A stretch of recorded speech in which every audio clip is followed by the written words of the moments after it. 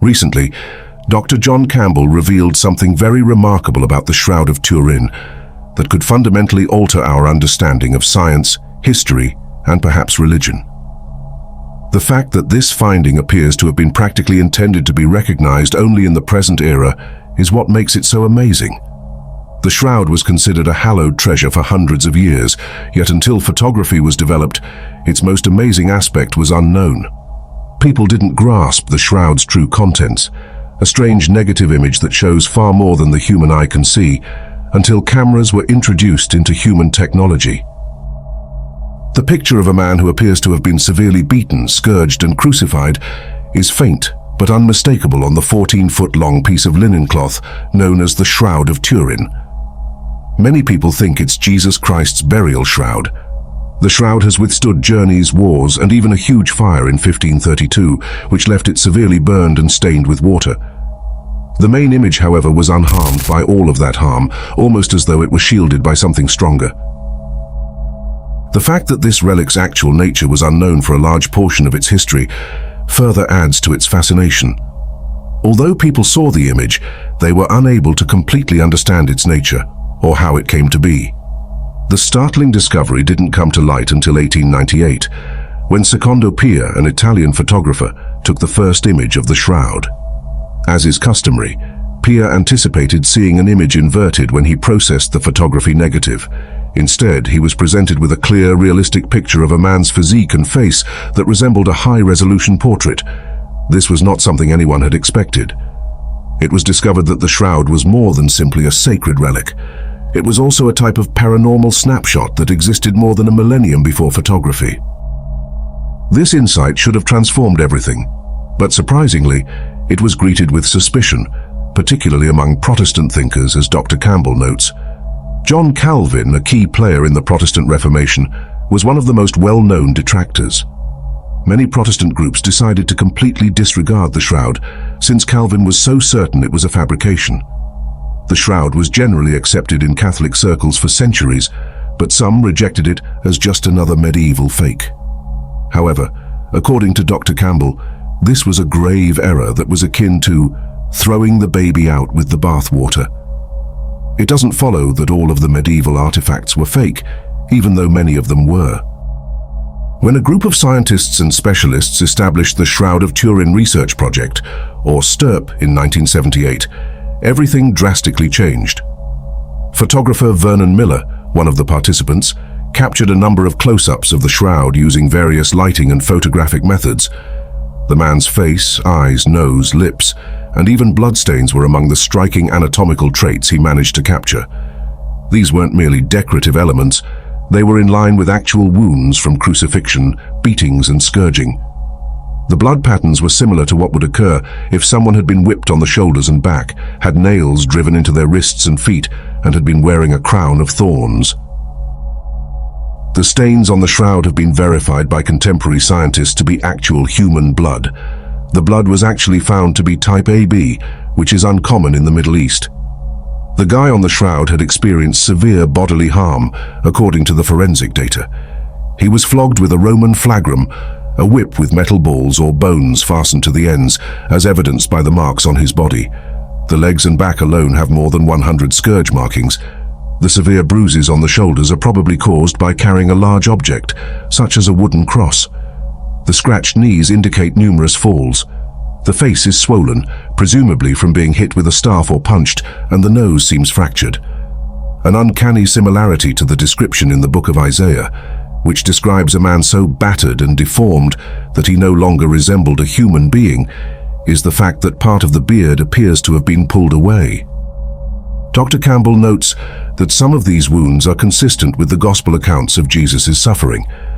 For instance, blood stains on the scalp and forehead make the crown of thorns visible.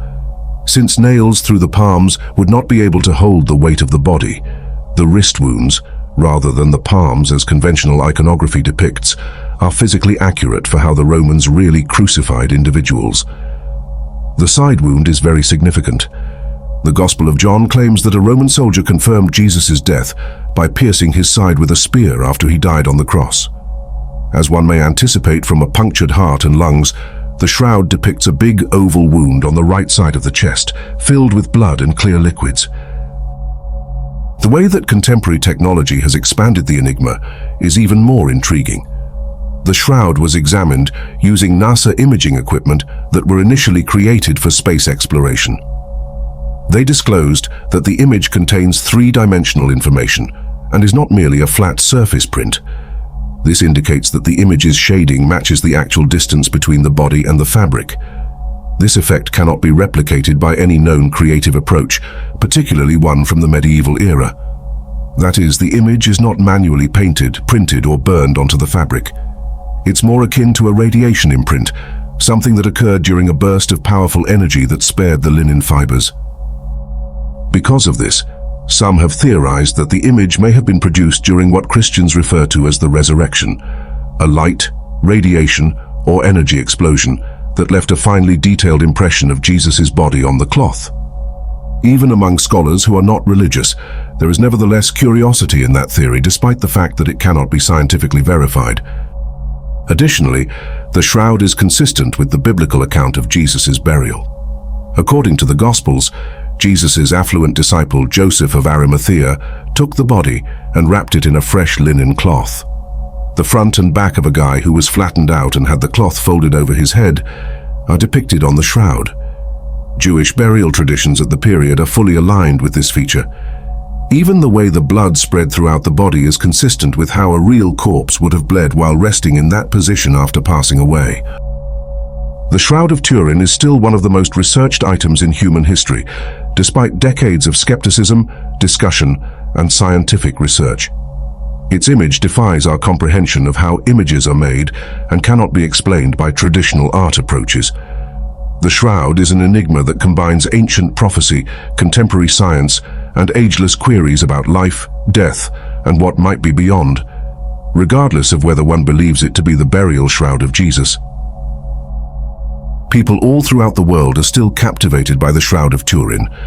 It seems to contain the anguish, demise, and mystery of a man who lived and passed away centuries ago, making it more than just an ancient piece of fabric.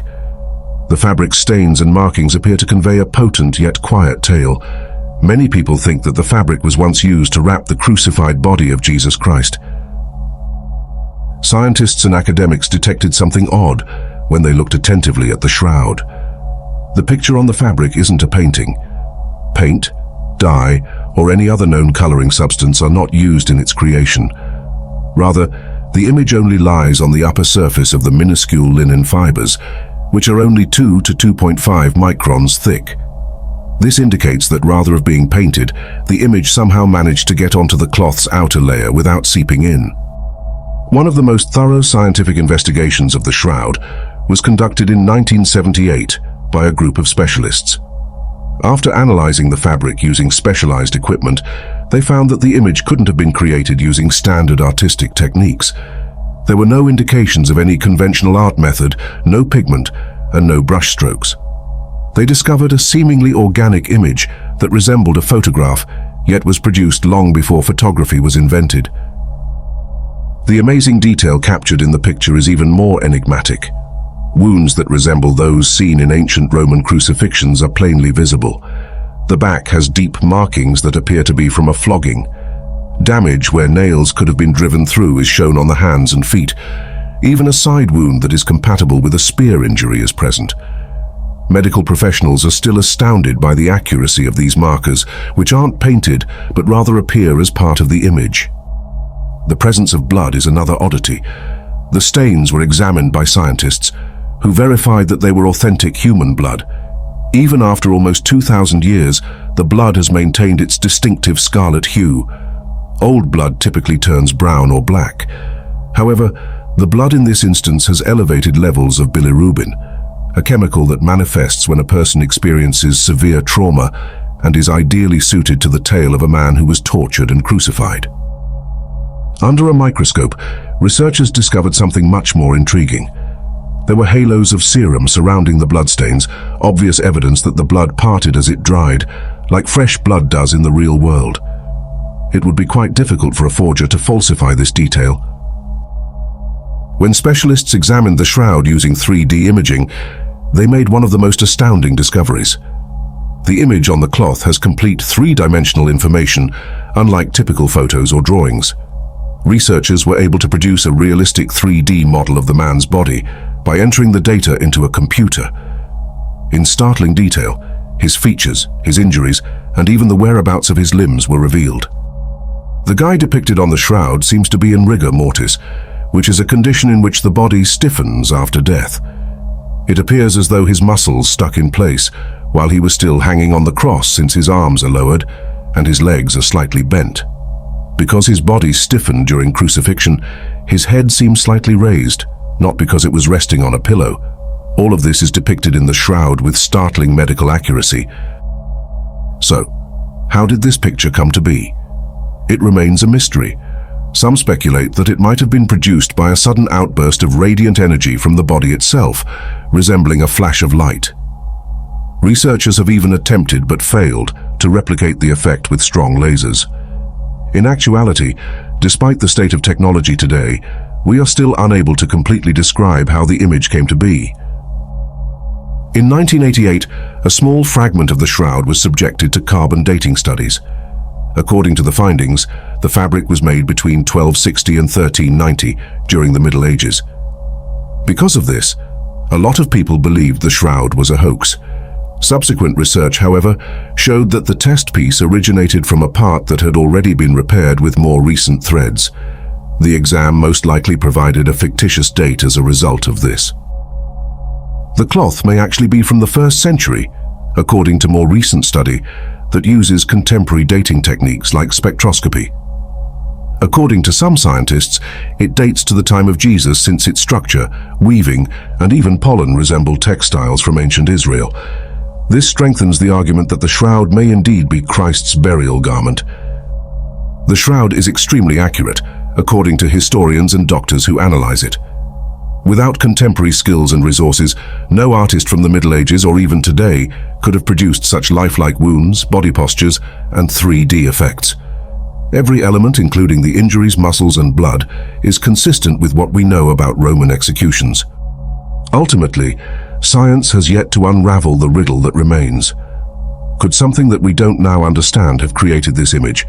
Is it possible that it was caused by a divine occurrence such as the resurrection? Or have we simply not yet found a scientific explanation for it? Whatever your opinion, the Shroud of Turin is still one of the most potent and perplexing artifacts in existence. It surprises scientists, challenges historians, and gives millions of people hope. And the query remains: what was the appearance of the image on the shroud? Who was the man responsible?